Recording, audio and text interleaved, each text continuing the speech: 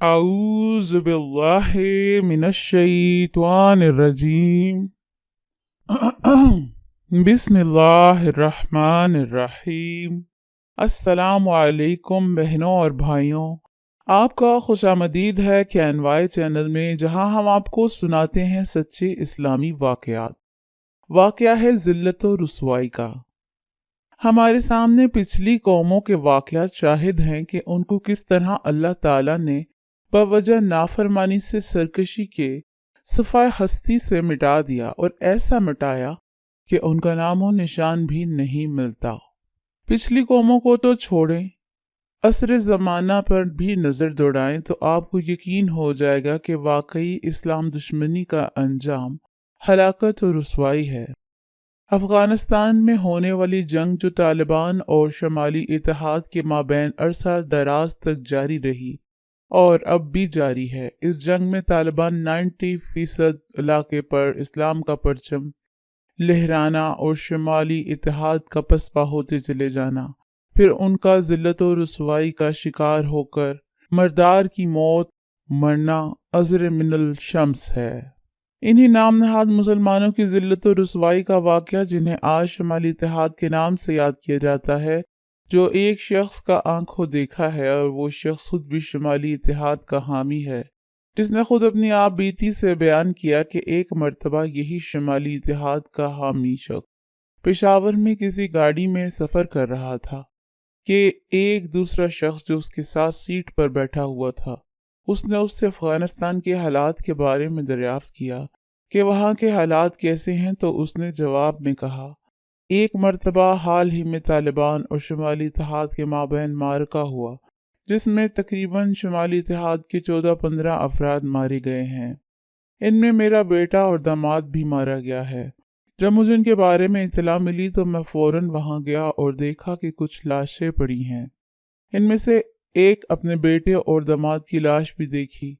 میں نے دل میں کہا کہ ان کو کس طرح یہاں سے اٹھا کر گھر لے جاؤں، پہلے بیٹے کی لاش کو لے جاؤں یا پھر داماد کی لاش کو اٹھاؤں۔ چنانچہ میں نے اپنے بیٹے کی لاش کو اٹھانے کی کوشش کی اور اس کو اپنے کندھے پر ڈال دیا۔ جیسے ہی لے کر چلا تو اس لاش نے میرے کندھے پر زور سے کاٹا، جس کی وجہ سے میں اس کو نیچے اتار دیا کہ شاید یہ زندہ ہے، لیکن جب اچھی طرح چیک کیا تو وہ مردہ تھا۔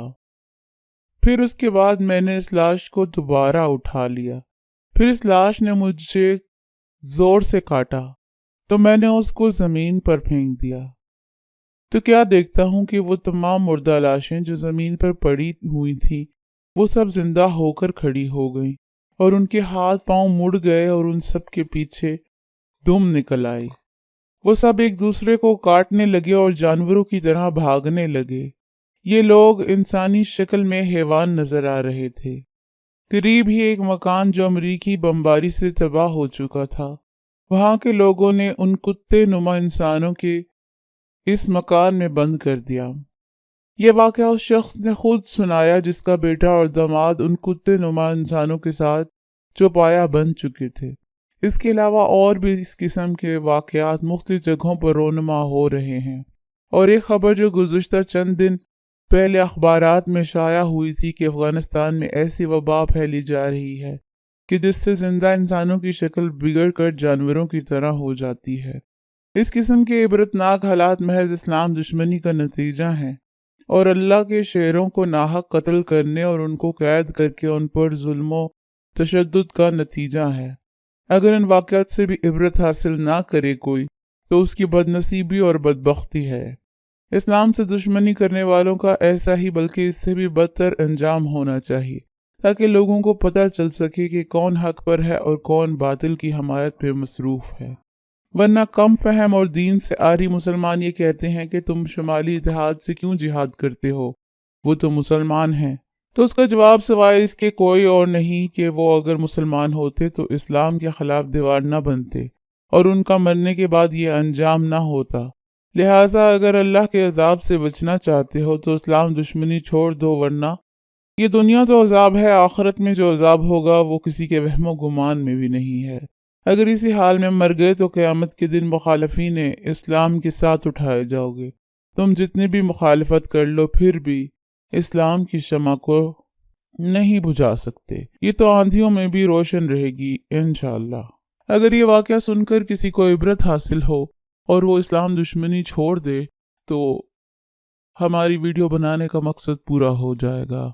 اس ویڈیو کو شیئر کیجئے، لائک کیجئے اور چینل کو بھی سبسکرائب کریں۔ شکریہ۔